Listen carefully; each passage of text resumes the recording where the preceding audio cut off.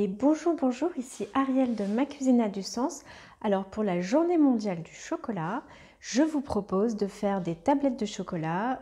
Vous allez voir, c'est très très simple. Elles sont sans lactose, sans gluten, mais en même temps dans le chocolat, je vais dire pourquoi on trouverait du blé ou ce genre de choses, mais elles sont sans gluten, sans lactose et avec un sucre alternatif qui est le sirop d'agave. Donc pour les personnes qui ne peuvent pas manger du sucre de canne, elles sont super pour vous. Donc tout de suite, je vous indique les ingrédients et ce qu'il va vous falloir pour faire la recette des tablettes de chocolat facile et rapide. Alors, il vous faut des pistoles de beurre de cacao, de la poudre de cacao 100%, on peut la prendre crue, ou en tout cas ce que vous trouverez dans le commerce. Ensuite, on aura besoin de sirop d'agave. Ça, c'est la base du chocolat. Pour la suite, si vous souhaitez, on peut trouver des amandes, des noisettes, des raisins secs. Moi, mes tablettes de chocolat, aujourd'hui, je vais les faire de cette façon-là. Alors, on s'y met. Vous allez voir, c'est très simple. Bien évidemment, il vous faut une petite casserole et un moule à tablette de chocolat où vous avez vu aussi, on peut faire aussi des mendiants. Donc, en petites pièces de monnaie avec des petites choses à l'intérieur, c'est aussi très sympa. Donc, on y va. Vous allez voir, c'est très très simple. Alors, dans ma casserole, je vais mettre mes pistoles de beurre de cacao. Je vais mettre le feu très très doux, ou alors après on peut le faire aussi au bain-marie. Donc très très doux. En fait, le temps que les pistoles, elles fondent.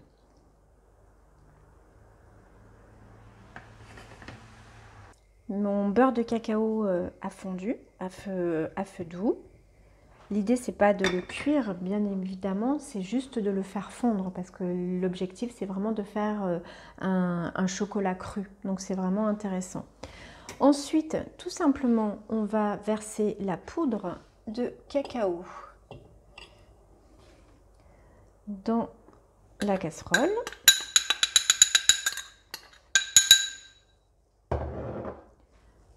On va mettre le sirop d'agave.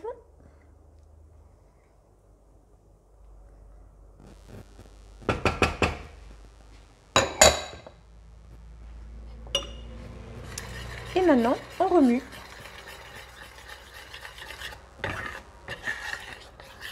Donc, il est vrai que là, ça vous fait un joli chocolat, voyez, liquide. Donc là, il faut bien le remuer. Vous pouvez aussi le passer au fouet, mais vous allez voir, ça fait un chocolat très... un peu épais, bien évidemment, et puis surtout brillant. Souvent, on me dit « Ah, mais comment tu arrives à faire du chocolat brillant alors que tu ne le cuis pas, que tu ne le montes pas en température ?» Effectivement, on a vraiment un joli chocolat. Vous voyez, super joli chocolat, bien brillant. Et il n'y a plus qu'à le verser dans le moule que vous aurez choisi. Donc là, hop là, dans les tablettes de chocolat. Bien remuer.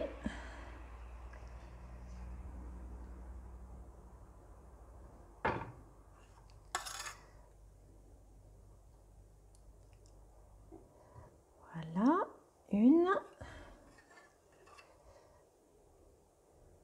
deux, et la troisième. Alors après, c'est vrai que quand on est sur du chocolat cru, vu que le beurre de cacao est à peine tiède, ça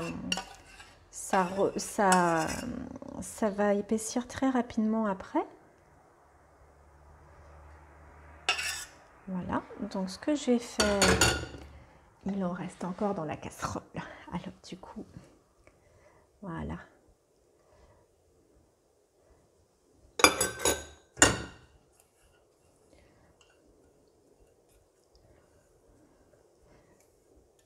Je me sers un peu de la maryse pour bien remplir mes tablettes de chocolat.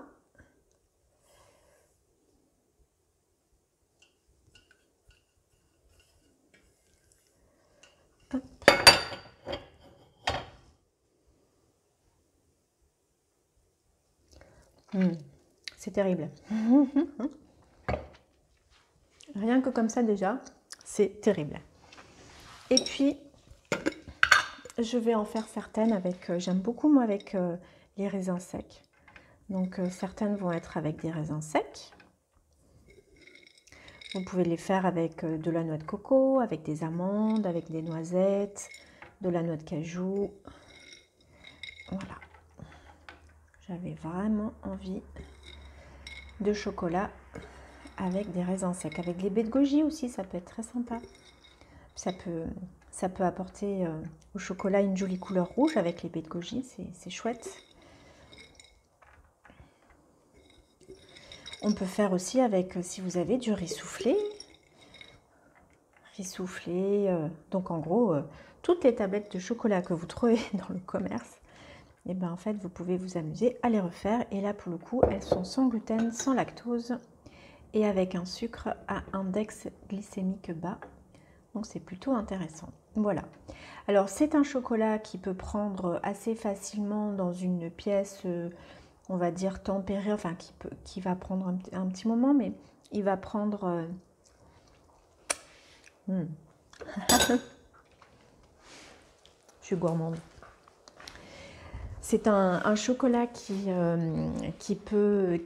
c'est difficile de le laisser à température ambiante parce qu'il va avoir tendance à fondre effectivement vu qu'il n'est pas, on l'a pas stabilisé avec les montées en température et tout ça. Donc c'est un chocolat moi que je conserve au réfrigérateur, que je fais prendre aussi au réfrigérateur.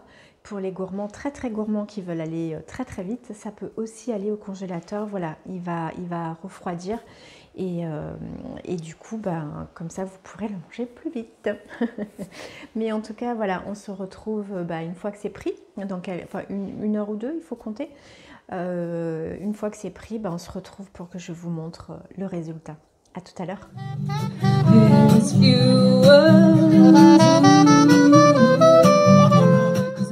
Bon, et bien, est-ce que vous êtes curieux de voir ce que ça donne, les plaquettes de chocolat, donc sans gluten, sans lactose, avec juste 3 ingrédients. Et allez, avec celle-ci, j'ai rajouté juste un petit peu de raisin de Corinthe.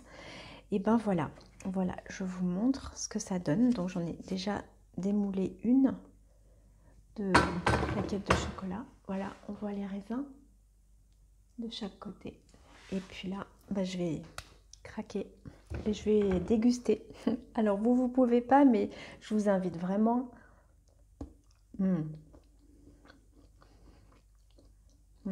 Délicieux. J'en ai un peu partout. Alors c'est vrai que il faut pas, souvent c'est des plaquettes de chocolat que je fais pas forcément quand il fait très chaud, parce que elles ont tendance à fondre même dans les doigts. Donc voilà pour du chocolat facile et rapide. Vous avez vu, ça a pris même pas 5 minutes pour faire la recette. Je pense qu'il y a un peu plus de temps pour faire la vaisselle. Et après, c'est un vrai délice. Et bonne journée mondiale du chocolat. À bientôt. Si vous avez aimé, je vous invite à faire un petit cœur. Un petit cœur, à partager la vidéo et puis à me retrouver sur la chaîne YouTube Ma Cuisine a du sens. À très bientôt. I'm the one